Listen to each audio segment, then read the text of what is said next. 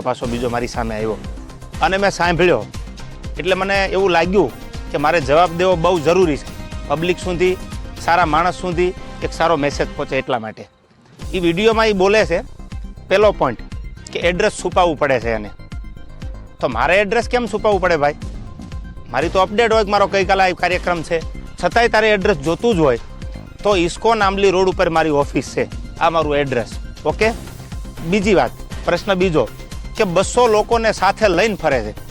200 લોકો એટલે એક ગાડીમાં 4નું 5નું સીટિંગ હોય તો 200 લોકોમાં કેટલી ગાડીઓ કમસે કમ મારે જોવે? આપ પણ જાણો છો.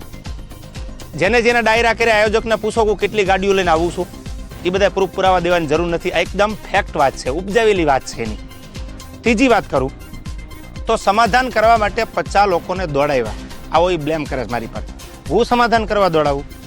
તું એવડી મોટી કોઈ તોપ નથી તો હું સમાધાન કરવા માટે 50 લોકોને દોડતા. ઓથેન્ટિક પુરાવો કે તે જ્યારે આ બનાવ બન્યો 2 વર્ષ પહેલાં સોનબાઈ માના મંદિરે જ્યારે સમાધાન કરવાનું હતું ત્યારે પ્રવીણદાન ગઢવી એટલે કે મોગલ સેનાના પ્રમુખ, મને ફોન આવ્યો પેલો દીપકભાઈ કાઠીનો અમદાવાદ કે પ્રવીણદાનને કામ છે. પ્રવીણદાનને કોન્ફરન્સમાં લીધા અને મને પ્રવીણદાને કીધું કે કોઈ પણ રીતે આ મામલો પતાવવાનો છે, તમે પ્લીઝ. મેં કીધું કાંઈ વાંધો નહીં, તમે પ્લીઝ ન બોલો. ત્યાર પછી મને ફોન આવ્યો મરડાથી દાદુભાઈનો. દાદુભાઈએ કીધું કે તમારે સોનબાઈ માના મંદિરે આવવાનું છે.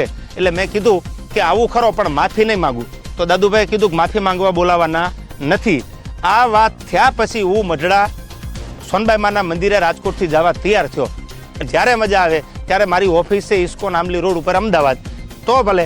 બાકી તને મારા બધા એડ્રેસ તારી સાથે જે બેસે છે એ મારી સાથે બેસે છે, એની બધી ખબર છે, પૂછી લેજો. ઓકે.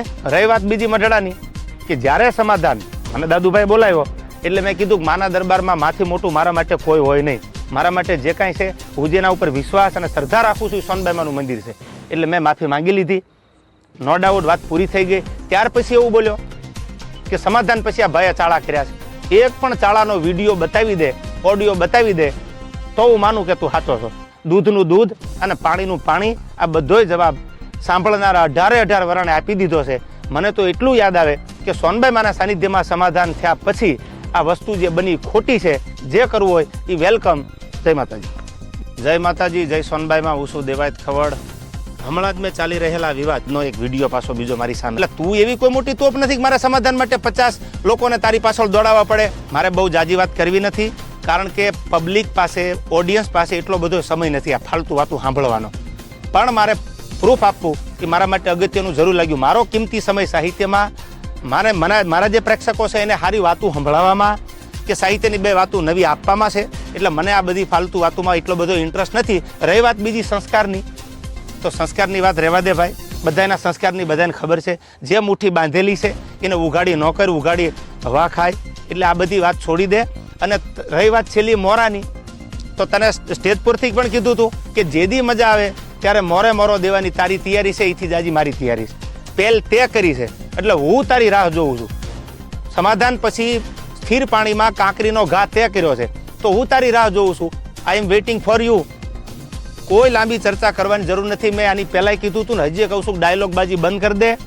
તારી રાહે રાહ છે, પહેલ તે કરી છે, મેં નથી કરી. તને જીત માંડી અને મુઠ્ઠી પર હોય ને તો મરદને જીવે ગજબ હોય અને મરદને મુવે ગજબ હોય. આ તો રંગી દુનિયામાં રંગીન મિજાજ અમારા.